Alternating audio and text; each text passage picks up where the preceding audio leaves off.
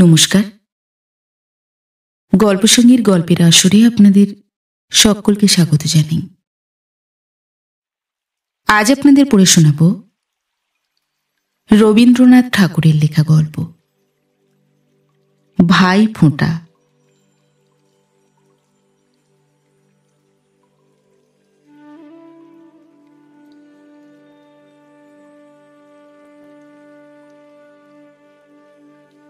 শ্রাবণ মাসটা আজ যেন এক রাত্রে একেবারে দেউলে হইয়া গেছে।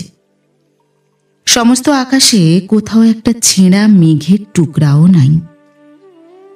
আশ্চর্য এই যে আমার সকালটা আজ এমন করিয়া কাটিতেছে।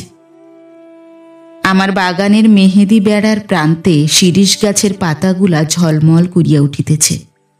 আমি তাহা তাকাইয়া দেখিতেছি। সর্বনাশের যে মাছ দরিয়ায় আসিয়া পৌঁছিয়াছি, এটা যখন দূরে ছিল তখন ইহার কথা কল্পনা করিয়া কত শীতের রাত্রে সর্বাঙ্গে ঘাম দিয়াছে, কত গ্রীষ্মের দিনে হাত পায়ে তেলও ঠান্ডা হিম হইয়া গেছে। কিন্তু আজ সমস্ত ভয় ভাবনা হইতে এমনই ছুটি পাইয়াছি যে ওই যে আতা গাছের ডালে একটা গিরগিটি স্থির হইয়া শিকার লক্ষ্য করিতেছে, সেটার দিকেও আমার চোখ রহিয়াছে। সর্বস্ব খোয়াইয়া পথে দাঁড়াইব, এটা তত কঠিন না।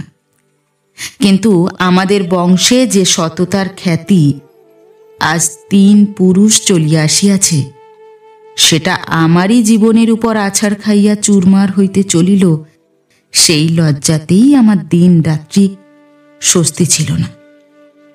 এমনকি আত্মহত্যার কথাও অনেকবার ভাবিয়াছি। কিন্তু আজ যখন আর পর্দা রহিল না, খাতাপত্রের গুহাগহ্বর হইতে অখ্যাতিগুলা কালো কৃমির মতো কিলবিল করিয়া বাহির হইয়া আদালত হইতে খবরের কাগজময় ছড়াইয়া পড়িল, তখন আমার একটা সমস্ত বোঝা নামিয়া গেল। পিতৃপুরুষের সুনামটাকে টানিয়া বেড়াইবার দায় হইতে রক্ষা পাইলাম। সবাই জানিল আমি জুয়া চোর। বাঁচা গেল। উকিলে উকিলে ছেঁড়াছিঁড়ি করিয়া সকল কথাই বাহির করিবে। কেবল সকলের চেয়ে বড় কলঙ্কের কথাটা আদালতে প্রকাশ হইবার সম্ভাবনা নাই। কারণ স্বয়ং ধর্ম ছাড়া তার আর কোনো ফরিয়াদি অবশিষ্ট নাই। এই জন্য সেইটে প্রকাশ করিয়া দিব বলিয়াই আজ কলম ধরিলাম। আমার পিতামহ উদ্ধব দত্ত তাঁর প্রভু বংশকে বিপদের দিনে নিজের সম্পত্তি দিয়া রক্ষা করিয়াছেন। সেই হইতে আমাদের দারিদ্র্যই অন্য লোকের ধনের চেয়ে মাথা উঁচু করিয়াছে। আমার পিতা সনাতন দত্ত ডিরোজিওর ছাত্র। মদের সম্বন্ধে তাঁর যেমন অদ্ভুত নেশা ছিল, সত্যের সম্বন্ধে ততোধিক। মা আমাদের একদিন নাপিত ভায়ার গল্প বলিয়াছিলেন শুনিয়া পরদিন হইতে সন্ধ্যার পর আমাদের বাড়ির ভিতরে যাওয়া তিনি একেবারে বন্ধ করিয়া দিলেন। বাহিরে পরিবার ঘরে শুইতাম। সেখানে দেয়াল জুড়িয়া ম্যাপগুলা সত্য কথা বলিত, তেপান্তর মাঠের খবর দিত না, এবং 7 সমুদ্র 13 নদীর গল্পটাকে ফাঁসি কাঠে ঝুলাইয়া রাখিত। সততা সম্বন্ধেও তাঁর সূচিবায়ু প্রবল ছিল। আমাদের জবাবদিহির অন্ত ছিল না। একদিন একজন হকার দাদাকে কিছু জিনিস বেচিয়াছিল। তারই কোনো একটা মোড়কের একখানা দড়ি লইয়া খেলা করিতেছিলাম। বাবার হুকুমে সেই দড়ি হকারকে ফিরাইয়া দিবার জন্য রাস্তায় আমাকে ছুটিতে হইয়াছিল। আমরা সাধুতার জেলখানায় সততার লোহার বেড়ি পরিয়া মানুষ। মানুষ বলিলে একটু বেশি বলা হয়। আমরা ছাড়া আর সকলেই মানুষ, কেবল আমরা মানুষের দৃষ্টান্তস্থল। আমাদের খেলা ছিল কঠিন, ঠাট্টা বন্ধ, গল্প নীরস, বাক্য স্বল্প, হাসি সংযত, ব্যবহার নিখুঁত। ইহাতে বাল্যলীলায় মস্ত যে একটা ফাঁক পড়িয়াছিল, লোকের প্রশংসায় সেটা ভর্তি হইত। আমাদের মাস্টার হইতে মুদি পর্যন্ত সকলেই স্বীকার করিত, দত্তবাড়ির ছেলেরা সত্যযুগ হইতে হঠাৎ পথ ভুলিয়া আসিয়াছে। পাথর দিয়া নিরেট করিয়া বাঁধানো রাস্তাতেও একটু ফাঁক পাইলেই প্রকৃতি তার মধ্য হইতে আপনার প্রাণশক্তির সবুজ জয় পতাকা তুলিয়া বসে। আমার নবীন জীবনে সকল তিথি একাদশী হইয়া উঠিয়াছিল, কিন্তু উহারই মধ্যে উপবাসের একটা কোন ফাঁকে আমি একটুখানি সুধার স্বাদ পাইয়াছিলাম। যে কয়জনের ঘরে আমাদের যাওয়া আসার বাধা ছিল না, তার মধ্যে একজন ছিলেন অখিলবাবু। তিনি ব্রাহ্ম সমাজের লোক, বাবা তাঁকে বিশ্বাস করিতেন। তার মেয়ে ছিল অনুসূয়া, আমার চেয়ে 6 বছরের ছোট। আমি তার শাসনকর্তার পদ লইয়াছিলাম। তার শিশুমুখের সেই ঘন কালো চোখের পল্লব আমার মনে পড়ে। সেই পল্লবের ছায়াতে এই পৃথিবীর আলোর সমস্ত প্রখরতা তার চোখে যেন কোমল হইয়া আসিয়াছিল। কি স্নিগ্ধ করিয়াই সে মুখের দিকে চাহিত। পিঠের উপর দুলিতেছে তার সেই বেনিটি, সেও আমার মনে পড়ে। আর মনে পড়ে সেই 2খানি হাত। কেন জানি না, তার মধ্যে বড় একটি করুণা ছিল। সে যেন পথে চলিতে আর কারো হাত ধরিতে চায়। তার সেই কচি আঙুলগুলি যেন সম্পূর্ণ বিশ্বাস করিয়া কার মুঠার মধ্যে ধরা দিবার জন্য পথ চাহিয়া আছে। ঠিক সেদিন এমন করিয়া তাকে দেখিতে পাইয়াছিলাম, এ কথা বলিলে বেশি বলা হইবে। কিন্তু আমরা সম্পূর্ণ বুঝিবার আগেও অনেকটা বুঝি। অগোচরে মনের মধ্যে অনেক ছবি আঁকা হইয়া যায়। হঠাৎ একদিন কোনো এক দিক হইতে আলো পড়িলে সেগুলা চোখে পড়ে। অনুর মনের দরজায় কড়া পাহারা ছিল না। সে যা তা বিশ্বাস করিত।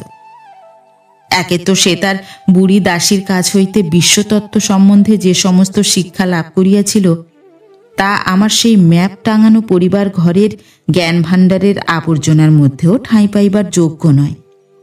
তারপরে সে আবার নিজের কল্পনার যোগেও কত কি যে সৃষ্টি করিত, তার ঠিকানা নাই। এইখানে কেবলই তাকে আমার শাসন করিতে হইত।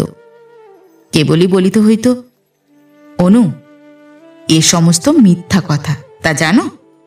ইহাতে পাপ হয়।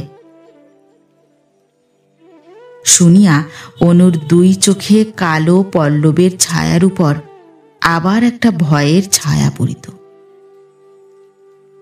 অনু যখন তার ছোট বোনের কান্না থামাইবার জন্য কত কি বাজে কথা বলিত, তাকে ভুলাইয়া দুধ খাওয়াইবার সময় যেখানে পাখি নাই সেখানেও পাখি আছে বলিয়া উচ্চস্বরে উড়ো খবর দিবার চেষ্টা করিত, আমি তাকে ভয়ঙ্কর গম্ভীর হইয়া সাবধান করিয়া দিয়াছি।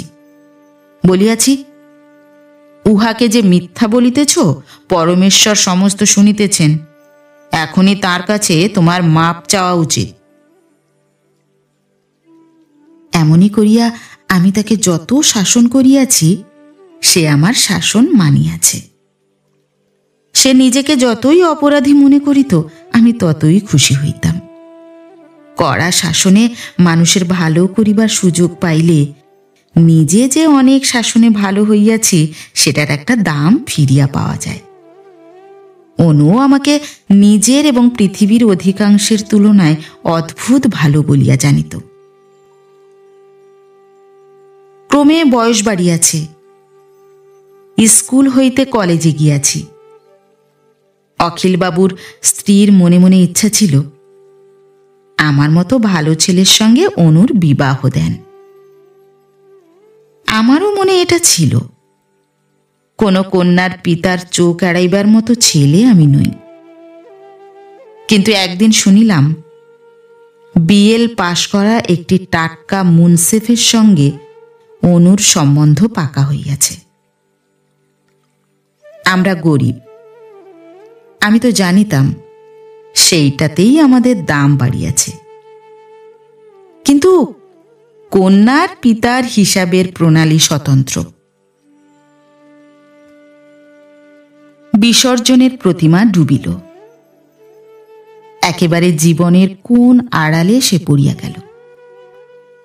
শিশুকাল হইতে যে আমার সকলের চেয়ে পরিচিত, সে একদিনের মধ্যেই এই হাজার লক্ষ অপরিচিত মানুষের সমুদ্রের মধ্যে তলাইয়া গেল। সেদিন মনে যে কি বাজিল তাহা মনই জানে। কিন্তু বিসর্জনের পরেও কি চিনিয়াছিলাম সে আমার দেবীর প্রতিমা? তা নয়। অভিমান সেদিন ঘা খাইয়া আরো ঢেউ খেলাইয়া উঠিয়াছিল। অনুকে তো চিরকাল ছোট করিয়াই দেখিয়া আসিয়াছি, সেদিন আমার যোগ্যতার তুলনায় তাকে আরো ছোট করিয়া দেখিলাম। আমার শ্রেষ্ঠতার যে পূজা হইল না, সেদিন এইটেই সংসারে সকলের চেয়ে বড় অকল্যাণ বলিয়া জানিয়াছি। যাক, এটা বোঝা গেল সংসারে শুধু সৎ হইয়া কোনো লাভ নাই। পণ করিলাম এমন টাকা করিব যে একদিন অখিলবাবুকে বলিতে হইবে, বড় ঠকান ঠকিয়াছি। খুব কষিয়া কাজের লোক হইবার জোগাড় করিলাম। কাজের লোক হইবার সবচেয়ে বড় সরঞ্জাম নিজের পরে অগাধ বিশ্বাস। সে পক্ষে আমার কোনোদিন কোনো কমতি ছিল না। এ জিনিসটা ছোঁয়াচে। যে নিজেকে বিশ্বাস করে অধিকাংশ লোকই তাকে বিশ্বাস করে। কেজো বুদ্ধিটা যে আমার স্বাভাবিক এবং অসাধারণ সেটা সকলেই মানিয়া লইতে লাগিল। কেজো সাহিত্যের বই এবং কাগজে আমার সেলফ এবং টেবিল ভরিয়া উঠিল। বাড়ি মেরামত, ইলেকট্রিক আলো ও পাখার কৌশল, কোন জিনিসের কত দর, বাজার দর ওঠা পড়ার গূঢ় তত্ত্ব, এক্সচেঞ্জের রহস্য, প্ল্যান, এস্টিমেট প্রভৃতি বিদ্যায় আসর জমাইবার মতো ওস্তাদি আমি একরকম মারিয়া লইয়াছিলাম। কিন্তু অহরহ কাজের কথা বলি, অথচ কিছুতে কোনো কাজেই নামি না, এমনভাবে অনেক দিন কাটিল। আমার ভক্তরা যখনই আমাকে কোনো একটা স্বদেশী কোম্পানিতে যোগ দিবার প্রস্তাব করিত, আমি বুঝাইয়া দিতাম যতগুলো কারবার চলিতেছে কোনোটার কাজের ধারা বিশুদ্ধ নহে, সকলেরই মধ্যে গলদ বিস্তর। তাছাড়া সততা বাঁচাইয়া চলিতে হইলে ওদের কাছে ঘেঁষিবার জো নাই। সততার লাগামে একটু আধটু ঢিল না দিলে ব্যবসা চলে না, এমন কথা আমার কোনো বন্ধু বলাতে তার সঙ্গে আমার ছাড়াছাড়ি হইয়া গেছে। মৃত্যুকাল পর্যন্ত সর্বাঙ্গ সুন্দর প্ল্যান, এস্টিমেট এবং প্রজেক্টস লইয়া আমার যশ অক্ষুণ্ণ রাখিতে পারিতাম। কিন্তু বিধির বিপাকে প্ল্যান করা ছাড়িয়া কাজ করায় লাগিলাম। এক তো পিতার মৃত্যু হওয়াতে আমার ঘাড়েই সংসারের দায় চাপিল, তারপরে আর এক উপসর্গ আসিয়া জুটিল, সে কথাও বলিতেছি। প্রসন্ন বলিয়া একটি ছেলে আমার সঙ্গে পড়িত। সে যেমন মুখর তেমনই নিন্দু। আমাদের পৈতৃক সততার খ্যাতিটাকে লইয়া খোঁচা দিবার সে ভারী সুযোগ পাইয়াছিল। বাবা আমার নাম দিয়াছিলেন সত্যধন। প্রসন্ন আমাদের দারিদ্র্য লক্ষ্য করিয়া বলিত, বাবা দিবার বেলা দিলেন মিথ্যা ধন, আর নামের বেলা দিলেন সত্যধন। তার চেয়ে ধনটাকে সত্য দিয়া নামটাকে মিথ্যা দিলে লোকসান হইত না। প্রসন্নর মুখটাকে বড় ভয় করিতাম। অনেকদিন তার দেখাই ছিল না। ইতিমধ্যে সে বর্মায় লুধিয়ানার শ্রীরঙ্গপত্তনে নানা রকম বেরকমের কাজ করিয়া আসিয়াছে। সে হঠাৎ কলিকাতায় আসিয়া আমাকে পাইয়া বসিল। যার ঠাট্টাকে চিরদিন ভয় করিয়া আসিয়াছি, তার শ্রদ্ধা পাওয়া কি কম আরাম? প্রসন্ন কহিল, ভাই, আমার এই কথা রইল, দেখে নিও। একদিন তুমি যদি দ্বিতীয় মতিশীল বা দুর্গাচরণ লা না হও, তবে আমি বউবাজারের মোড় হইতে বাগবাজারের মোড় পর্যন্ত বরাবর সমানে নাকে খত দিতে রাজি আছি।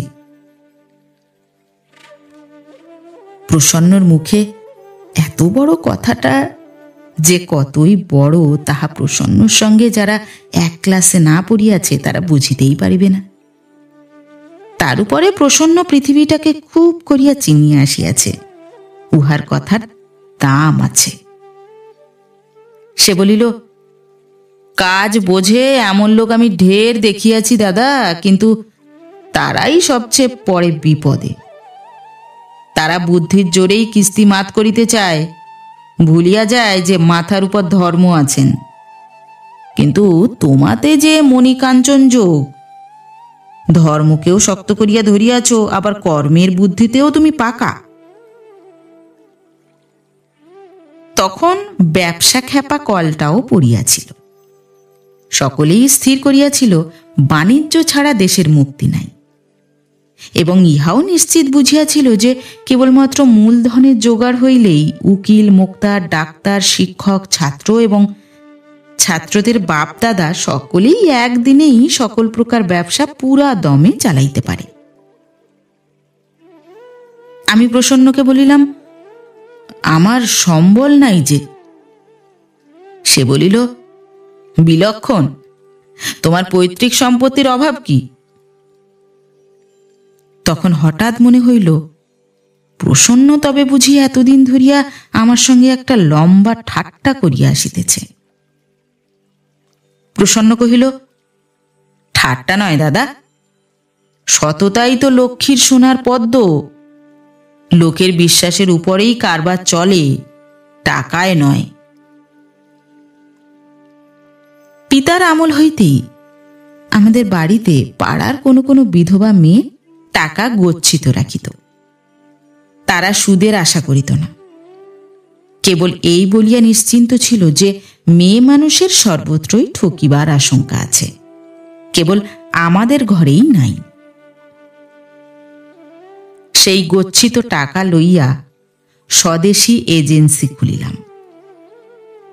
কাপড়, কাগজ, কালি, বোতাম, সাবান যতই আনাই বিক্রি হইয়া যায়। একেবারে পঙ্গপালের মতো খরিদ্দার আসিতে লাগিল।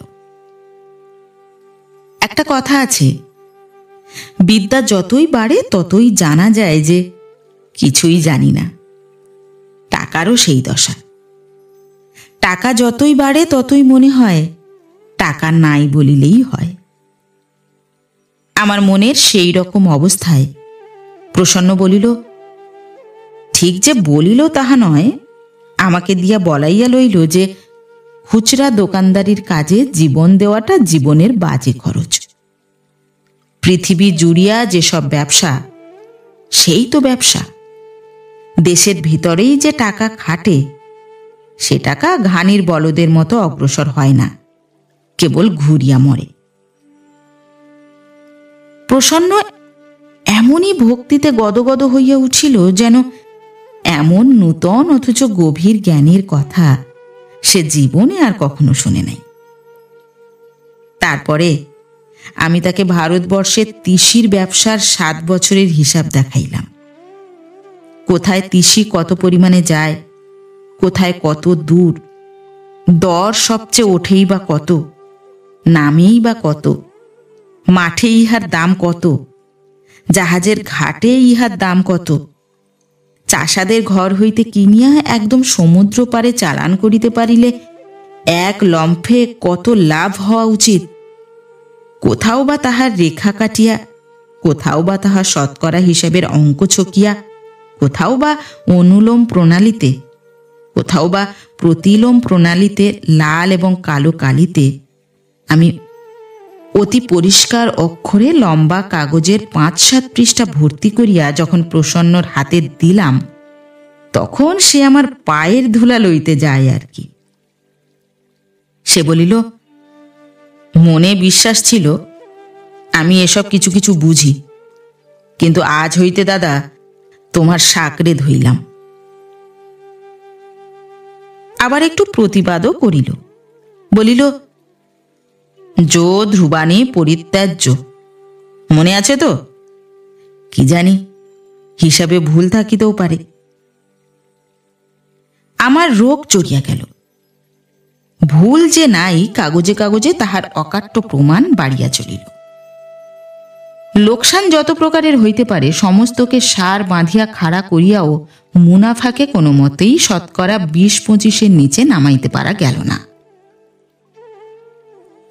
এমনি করিয়া দোকানদারির সরু খাল বাহিয়া কারবারের সমুদ্রে গিয়া যখন পড়া গেল, কখন যেন সেটা নিতান্ত আমারই জেদ বশত ঘটিল, এমনই একটা ভাব দেখা গেল।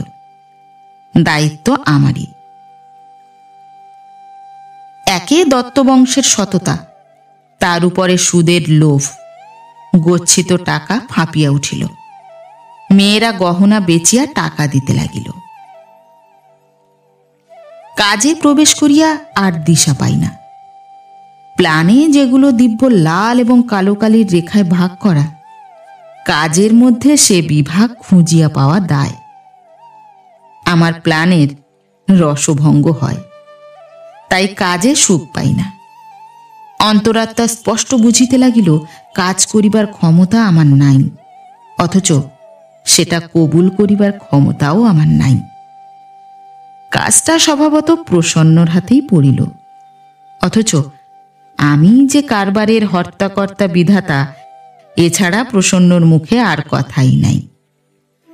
তার মতলব এবং আমার স্বাক্ষর, তার দক্ষতা এবং আমার পৈতৃক খ্যাতি, এই দুইয়ে মিলিয়া ব্যবসাটা 4 পা তুলিয়া যে কোন পথে ছুটিতেছে ঠাহর করিতেই পারিলাম না। দেখিতে দেখিতে এমন জায়গায় আসিয়া পড়িলাম যেখানে তলও পাই না, কুলও দেখি না। তখন হাল ছাড়িয়া দিয়া যদি সত্য খবরটা ফাঁস করি তবে সততা রক্ষা হয়, কিন্তু সততা আর খ্যাতি রক্ষা হয় না। গচ্ছিত টাকা সুদ যোগাইতে লাগিলাম, কিন্তু সেটা মুনাফা হইতে নয়। কাজেই সুদের হার বাড়াইয়া গচ্ছিতের পরিমাণ বাড়াইতে থাকিলাম। আমার বিবাহ অনেক দিন হইয়াছে।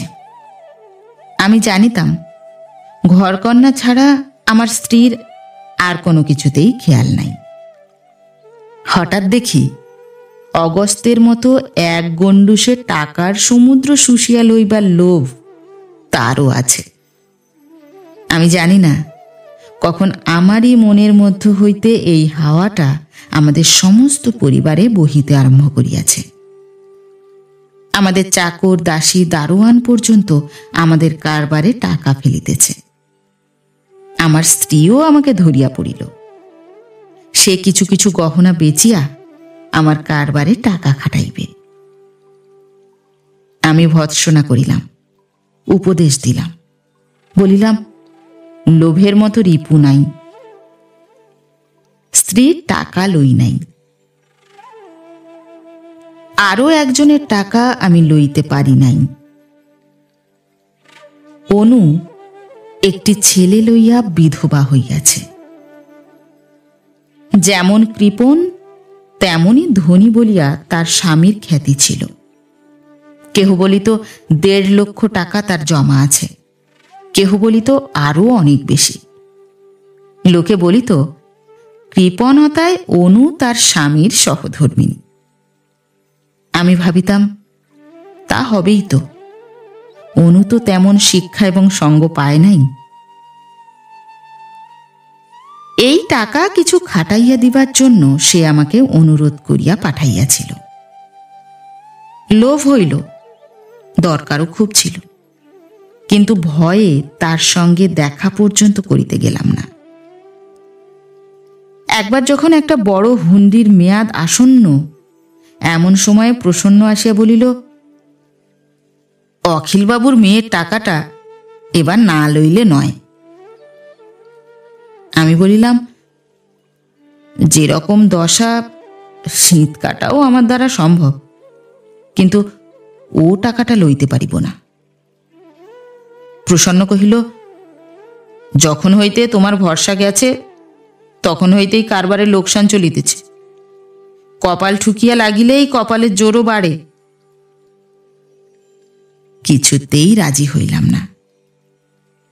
পরদিন প্রসন্ন আসিয়া কহিল, দক্ষিণ হইতে এক বিখ্যাত মারাঠি গণৎকার আসিয়াছে, তাহার কাছে কুষ্টি লইয়া চলো। সনাতন দত্তর বংশে কুষ্টি মিলাইয়া ভাগ্য পরীক্ষা? দুর্বলতার দিনে মানব প্রকৃতির ভিতরকার সাবেক কেলে বর্বরটা বল পাইয়া উঠে। যাহা দৃষ্ট তাহা যখন ভয়ঙ্কর, তখন যাহা অদৃষ্ট তাহাকে বুকে চাপিয়া ধরিতে ইচ্ছা করে। বুদ্ধিকে বিশ্বাস করিয়া কোনো আরাম পাইতেছিলাম না, তাই নির্বুদ্ধিতার শরণ লইলাম। জন্মক্ষণ ও সন তারিখ লইয়া গণাইতে গেলাম। শুনিলাম আমি সর্বনাশের শেষ কিনারায় আসিয়া দাঁড়াইয়াছি, কিন্তু এইবার বৃহস্পতি অনুকূল। এখন তিনি আমাকে কোনো একটি স্ত্রীলোকের ধনের সাহায্যে উদ্ধার করিয়া অতুল ঐশ্বর্য মিলাইয়া দিবেন। ইহার মধ্যে প্রসন্নর হাত আছে এমন সন্দেহ করিতে পারিতাম, কিন্তু সন্দেহ করিতে কোনো মতেই ইচ্ছা হইল না। বাড়ি ফিরিয়া আসিলে প্রসন্ন আমার হাতে একখানা বই দিয়া বলিল, খোলো দেখি। খুলিতেই যে পাতা বাহির হইল তাহাতে ইংরেজিতে লেখা, বাণিজ্যে আশ্চর্য সফলতা। সেই দিনই অনুকে দেখিতে গেলাম। স্বামীর সঙ্গে মফস্বলে ফিরিবার সময় বারবার ম্যালেরিয়া জ্বরে পড়িয়া অনুর এখন এমন দশা যে ডাক্তাররা ভয় করিতেছে তাকে ক্ষয় রোগে ধরিয়াছে। কোনো ভালো জায়গায় যাইতে বলিলে সে বলে, আমি তো আজ বাদে কাল মরিবই, কিন্তু আমার সুবোধের টাকা আমি নষ্ট করিব কেন? এমনি করিয়া সে সুবোধকে ও সুবোধের টাকাটিকে নিজের প্রাণ দিয়া পালন করিতেছে। আমি গিয়া দেখিলাম অনুর রোগটি তাকে এই পৃথিবী হইতে তফাত করিয়া দিয়াছে। আমি যেন তাকে অনেক দূর হইতে দেখিতেছি। তার দেহখানি একেবারে স্বচ্ছ হইয়া ভিতর হইতে একটি আভা বাহির হইতেছে। যা কিছু স্থূল সমস্ত ক্ষয় করিয়া তার প্রাণটি মৃত্যুর বাহির দরজায় স্বর্গের আলোতে আসিয়া দাঁড়াইয়াছে। আর সেই তার করুণ দুটি চোখের ঘন পল্লব। চোখের নিচে কালি পড়িয়া মনে হইতেছে যেন তার দৃষ্টির উপরে জীবনান্তকালের সন্ধ্যার ছায়া নামিয়া আসিয়াছে। আমার সমস্ত মন স্তব্ধ হইয়া গেল। আজ তাহাকে দেবী বলিয়া মনে হইল। আমাকে দেখিয়া অনুর মুখের উপর একটি শান্ত প্রসন্নতা ছড়াইয়া পড়িল। সে বলিল, কাল রাত্রে আমার অসুখ যখন বাড়িয়াছিল তখন হইতে তোমার কথাই ভাবিতেছি। আমি জানি আমার আর বেশি দিন নাই। পরশু ভাই ফোঁটার দিন, সেদিন আমি তোমাকে শেষ ভাই ফোঁটা দিয়া যাইব। টাকার কথা কিছুই বলিলাম না। সুবোধকে ডাকাইয়া আনিলাম। তার বয়স 7, চোখ দুটি মায়েরই মতো। সমস্তটা জড়াইয়া তার কেমন একটি ক্ষণিকতার ভাব। পৃথিবী যেন তাকে পুরা পরিমাণ স্তন্য দিতে ভুলিয়া গেছে। কোলে টানিয়া তার কপাল চুম্বন করিলাম। সে চুপ করিয়া আমার মুখের দিকে চাহিয়া রহিল। প্রসন্ন জিজ্ঞাসা করিল, কি হইল?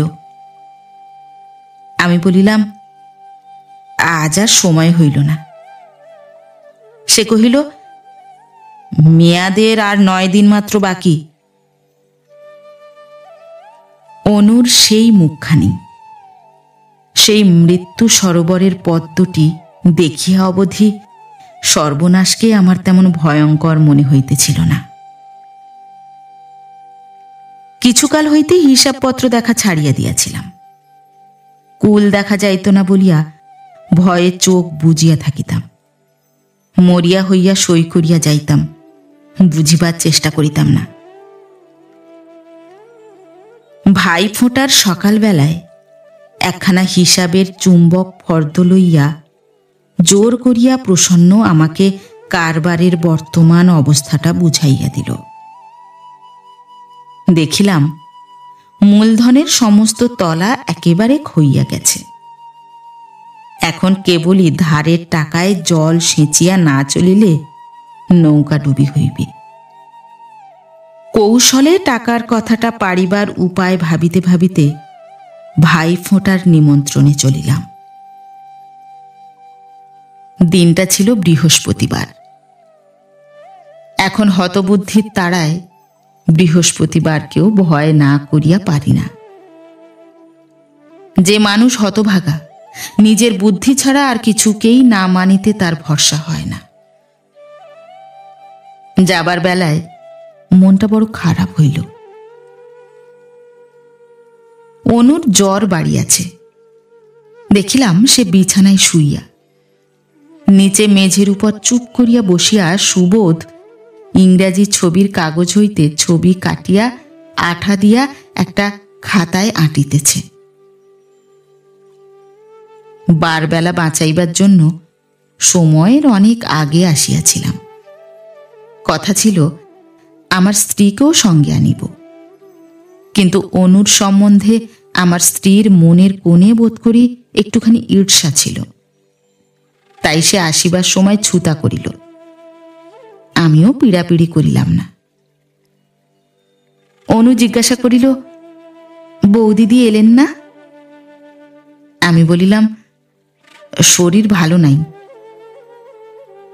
অনু একটু নিঃশ্বাস ফেলিল, আর কিছু বলিল না।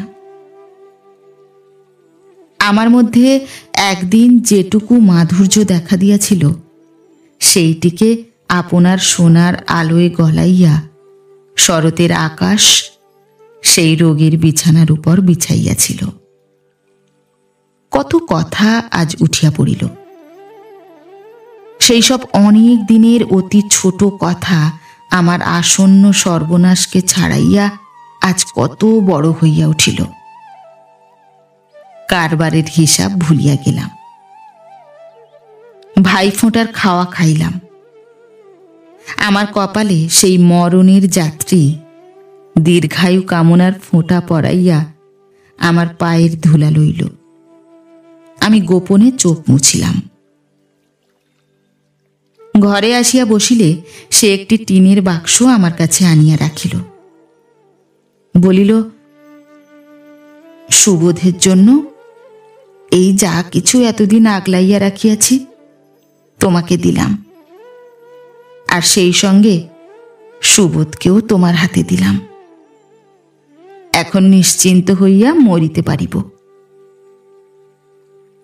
আমি বলিলাম, অনু, দোহাই তোমার, টাকা আমি লইব না। সুবোধের দেখাশুনোর কোনো ত্রুটি হইবে না, কিন্তু টাকা আর কারো কাছে রাখিও। অনু কহিল, এই টাকা লইবার জন্য কত লোক হাত পাতিয়া বসিয়া আছে, তুমি কি তাদের হাতেই দিতে বলো? আমি চুপ করিয়া রহিলাম। অনু বলিল, একদিন আড়াল হইতে শুনিয়াছি, ডাক্তার বলিয়াছে সুবোধের যেরকম শরীরের লক্ষণ ওর বেশি দিন বাঁচার আশা নাই। শুনিয়া অবধি ভয়ে ভয়ে আছি, পাছে আমার মরিতে দেরি হয়। আজ অন্তত আশা লইয়া মরিব যে ডাক্তারের কথা ভুল হইতেও পারে। 47,000 টাকা কোম্পানির কাগজে জমিয়াছে, আরো কিছু এদিকে ওদিকে আছে।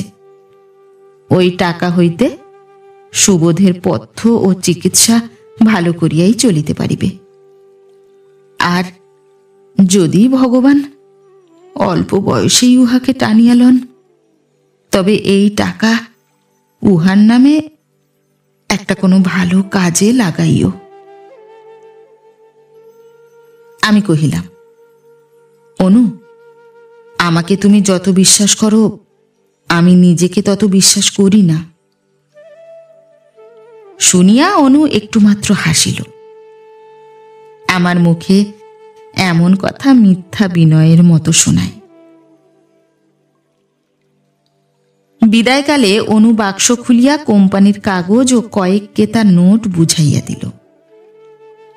তার উইলে দেখিলাম লেখা আছে, অপুত্রক ও নাবালক অবস্থায় সুবোধের মৃত্যু হইলে আমি সম্পত্তির উত্তরাধিকারী।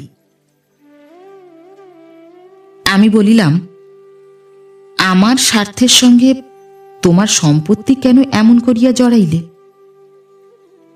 অনু কহিল, আমি যে জানি আমার ছেলের স্বার্থে তোমার স্বার্থ কোনো দিন বাঁধিবে না। আমি কহিলাম, কোনো মানুষকেই এতটা বিশ্বাস করা কাজের দস্তুর নয়। অনু কহিল, আমি তোমাকে জানি, ধর্মকে জানি, কাজের দস্তুর বুঝিবার আমার শক্তি নাই।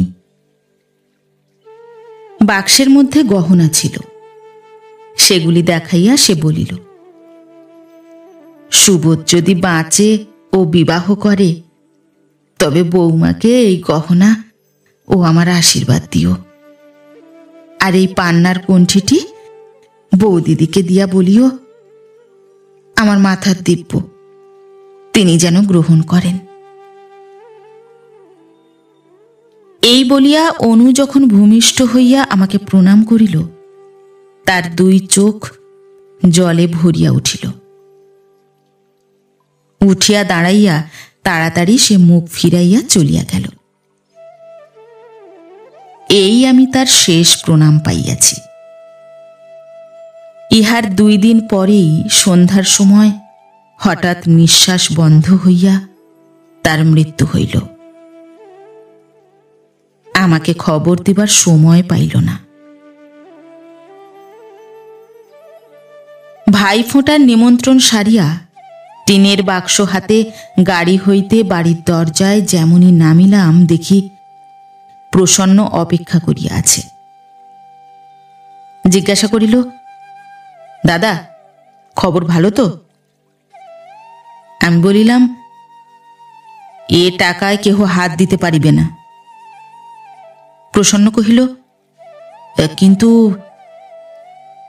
আমি বলিলাম, সে জানি না, যা হয় তা হোক, এ টাকা আমার ব্যবসায় লাগিবে না। প্রসন্ন বলিল, তবে তোমার অন্ত্যেষ্টি সৎকারে লাগিবে। অনুর মৃত্যুর পর সুবোধ আমার বাড়িতে আসিয়া আমার ছেলে নিত্যধনকে সঙ্গী পাইল। যারা গল্পের বই পড়ে মনে করে মানুষের মনের বড় বড় পরিবর্তন ধীরে ধীরে ঘটে, ঠিক উল্টা। টিকার আগুন ধরিতে সময় লাগে, কিন্তু বড় বড় আগুন হু হু করিয়া ধরে। আমি এ কথা যদি বলি যে অতি অল্প সময়ের মধ্যে সুবোধের উপর আমার মনের একটা বিদ্বেষ দেখিতে দেখিতে বাড়িয়া উঠিল, তবে সবাই তার বিস্তারিত কৈফিয়ত চাহিবে। সুবোধ অনাথ, সে বড় ক্ষীণ প্রাণ, সে দেখিতেও সুন্দর। সকলের উপর সুবোধের মা স্বয়ং অনু, কিন্তু তার কথাবার্তা, চলাফেরা, খেলাধুলা সমস্তই যেন আমাকে দিনরাত খোঁচা দিতে লাগিল। আসল সময়টা বড় খারাপ পড়িয়াছিল। সুবোধের টাকা কিছুতেই লইব না পণ ছিল, অথচ ও টাকাটা না লইলে নয় এমনই অবস্থা। শেষকালে একদিন মহা বিপদে পড়িয়া কিছু লইলাম। ইহাতে আমার মনের কল এমনই বিগড়াইয়া গেল যে সুবোধের কাছে মুখ দেখানো আমার দায় হইল। প্রথমটা উহাকে এড়াইতে থাকিলাম, তারপর উহার উপরে বিষম রাগিতে আরম্ভ করিলাম। রাগিবার প্রথম উপলক্ষ হইল উহার স্বভাব। আমি নিজে ব্যস্ত বাকিস, সব কাজ তড়িঘড়ি করা আমার অভ্যাস, কিন্তু সুবোধের কি এক রকমের ভাব। উহাকে প্রশ্ন করিলে হঠাৎ যেন উত্তর করিতেই পারে না। যেখানে সে আছে সেখানে যেন সে নাই, যেন সে আর কোথাও। রাস্তার ধারে জানালার গরাদে ধরিয়া ঘণ্টার পর ঘণ্টা কাটাইয়া দেয়। কি দেখে কি ভাবে তা সেই জানে। আমার এটা অসহ্য বোধ হয়।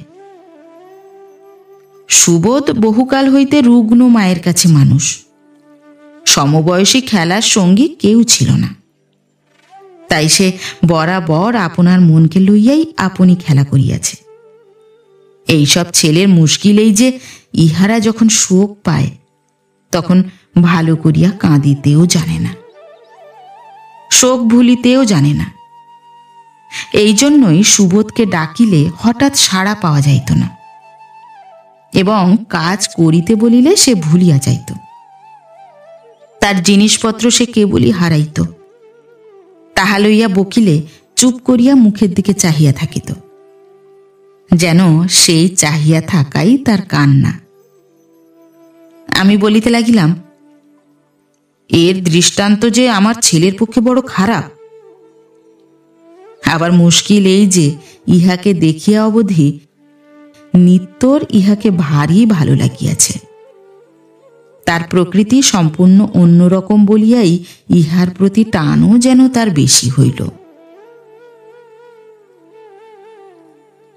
পরের স্বভাব সংশোধন আমার কৌলিক কাজ। ইহাতে আমার পটুতাও যেমন, উৎসাহও তেমন। সুবোধের স্বভাবটা কর্মপটু নয় বলিয়াই আমি তাকে খুব কষিয়া কাজ করাইতে লাগিলাম।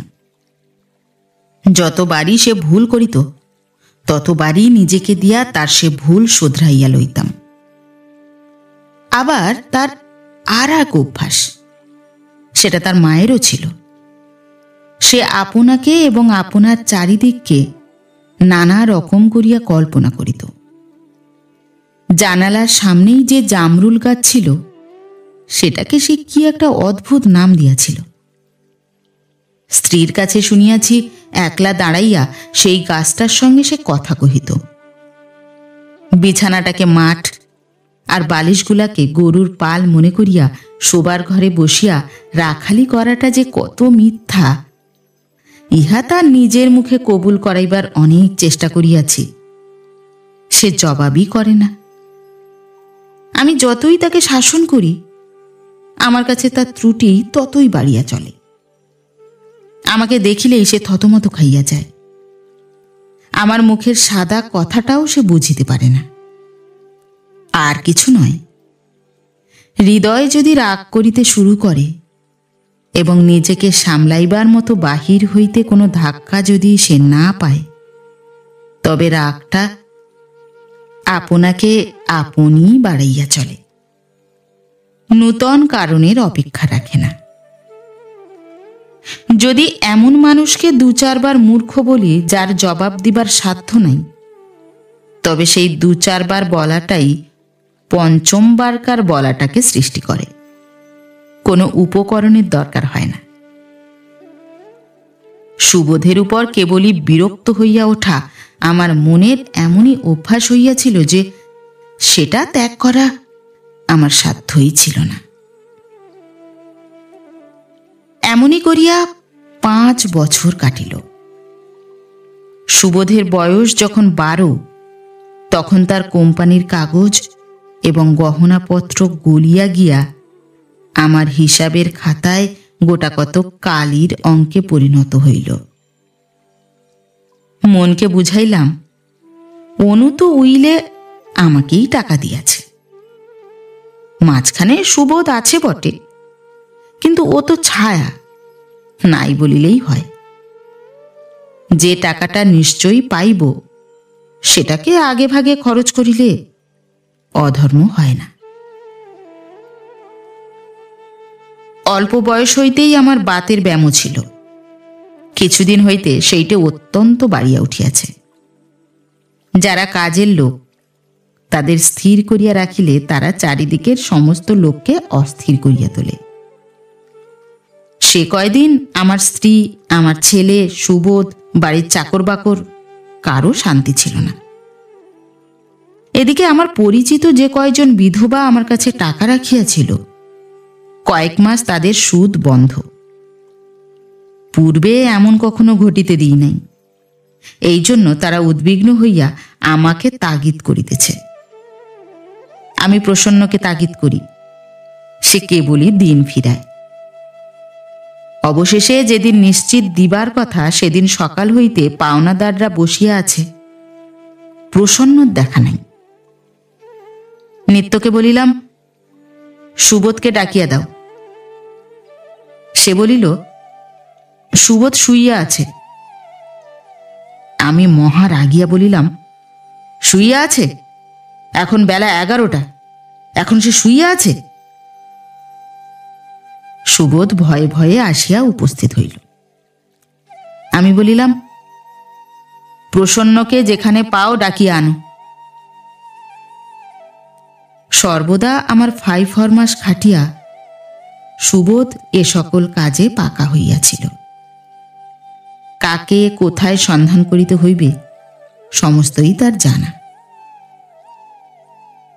বেলা 1টা হইল, 2টা হইল, 3টা হইল, সুবোধ আর ফেরে না। এদিকে যারা ধন্না দিয়া বসিয়া আছে তাদের ভাষার তাপ এবং বেগ বাড়িয়া উঠিতে লাগিল। কোনো মতেই সুবোধটার গড়িমসি চাল ঘুচাইতে পারিলাম না। যত দিন যাইতেছে ততই তার ঢিলামি আরো যেন বাড়িয়া উঠিতেছে। আজকাল সে বসিতে পারিলে উঠিতে চায় না, নড়িতে নড়িতে তার 7 দিন লাগে। একদিন দেখি বিকালে 5টার সময়ও সে বিছানায় গড়াইতেছে।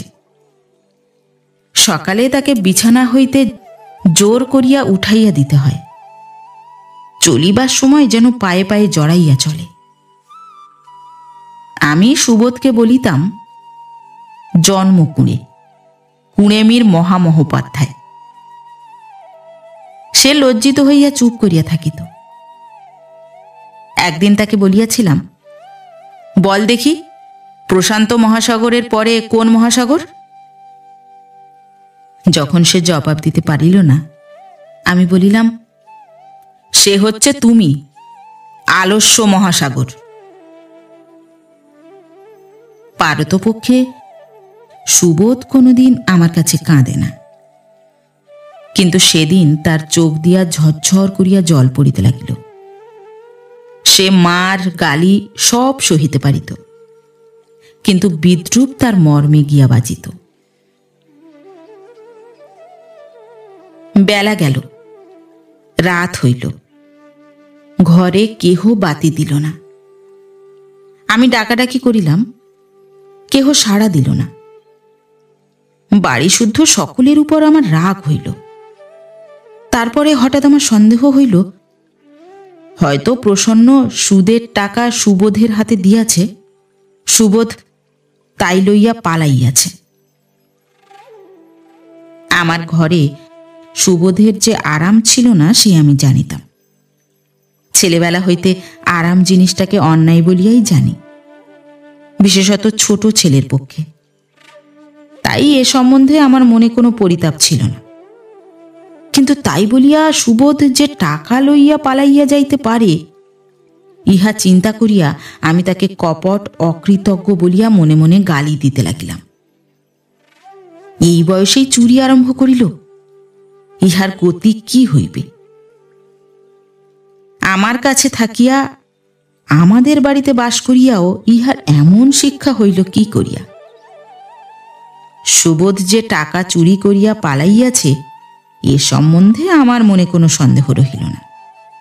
ইচ্ছা হইল পশ্চাতে ছুটিয়া তাকে যেখানে পাই ধরিয়া আনি এবং আপাদমস্তক একবার কষিয়া প্রহার করি।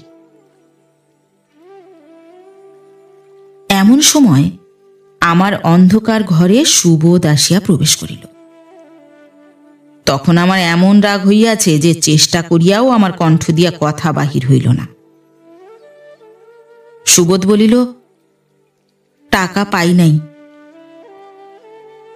আমি তো সুবোধকে টাকা আনিতে বলি নাই, তবে সে কেন বলিল টাকা পাই নাই? নিশ্চয় টাকা পাইয়া চুরি করিয়াছে, কোথাও লুকাইয়াছে। এই সমস্ত ভালো মানুষ ছেলেরাই মিটমিটে শয়তান। আমি বহু কষ্টে কণ্ঠ পরিষ্কার করিয়া বলিলাম, টাকা বাহির করিয়া দে। সেও উদ্ধত হইয়া বলিল, না, দিব না, তুমি কি করিতে পারো করো। আমি আর কিছুতেই আপনাকে সামলাইতে পারিলাম না। হাতের কাছে লাঠি ছিল, সজোরে তার মাথা লক্ষ্য করিয়া মারিলাম। সে আছাড় খাইয়া পড়িয়া গেল। তখন আমার ভয় হইল। নাম ধরিয়া ডাকিলাম, সে সাড়া দিল না। কাছে গিয়া যে দেখিব, আমার সে শক্তি রহিল না। কোনো মতেই উঠিতে পারিলাম না। হাতড়াইতে গিয়া দেখি জাজিম ভিজিয়া গেছে। এ যে রক্ত! ক্রমে রক্ত ব্যাপ্ত হইতে লাগিল। ক্রমে আমি যেখানে ছিলাম তার চারিদিক রক্তে ভিজিয়া উঠিল। আমার খোলা জানালার বাহির হইতে সন্ধ্যা তারা দেখা যাইতেছিল। আমি তাড়াতাড়ি চোখ ফিরাইয়া লইলাম।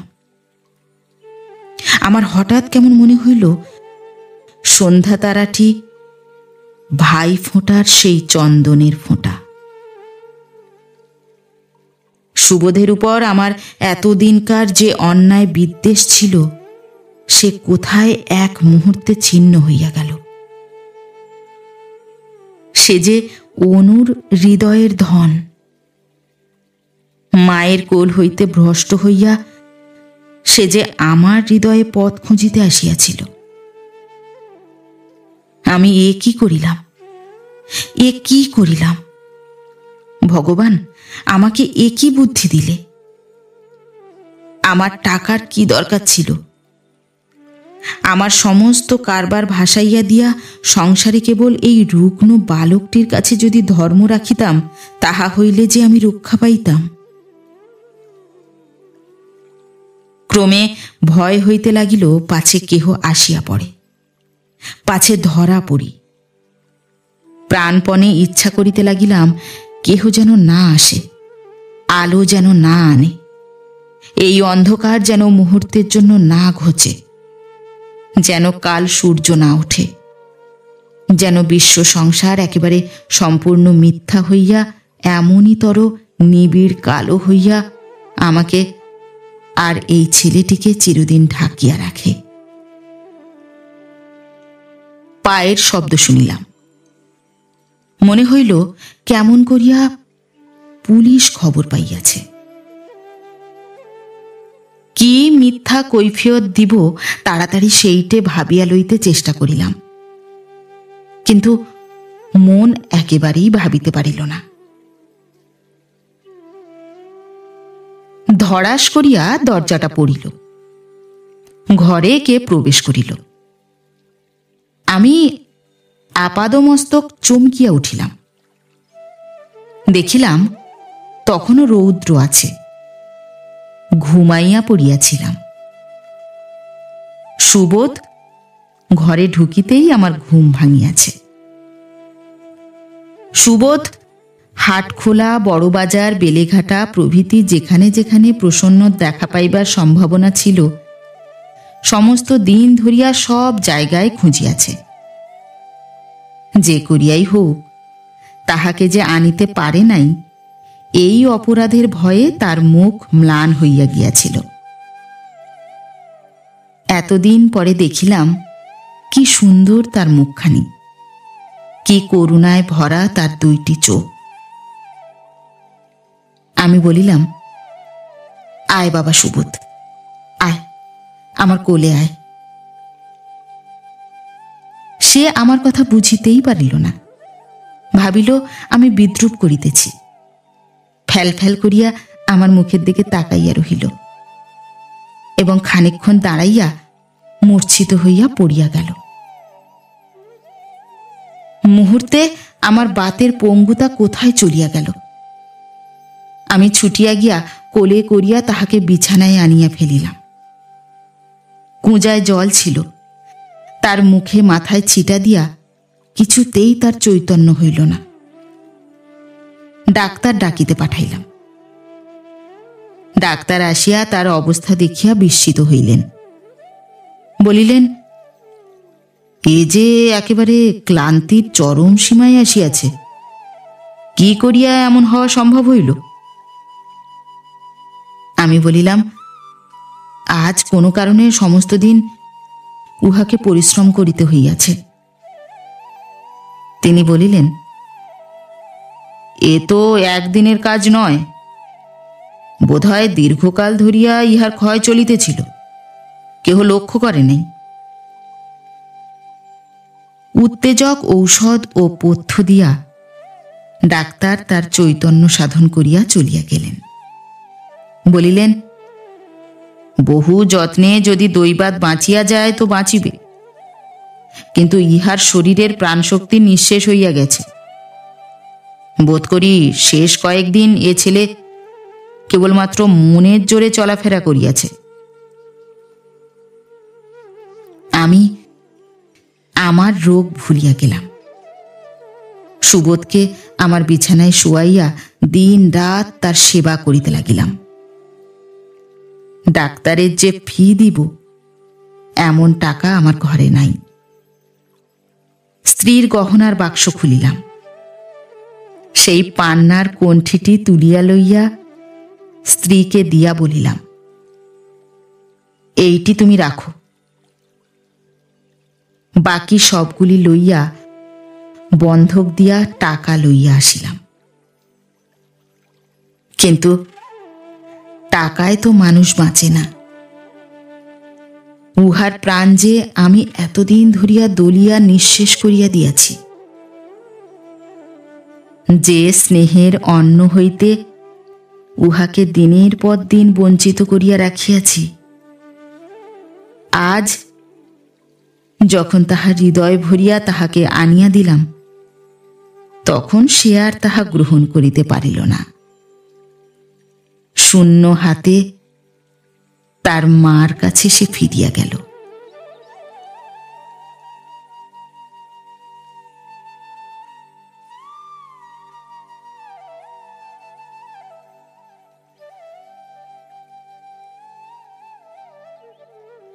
নমস্কার। নতুন একটি গল্প নিয়ে খুব শিগগির ফিরে আসছে। ততক্ষণ সবাই ভালো থাকবেন, সুস্থ থাকবেন।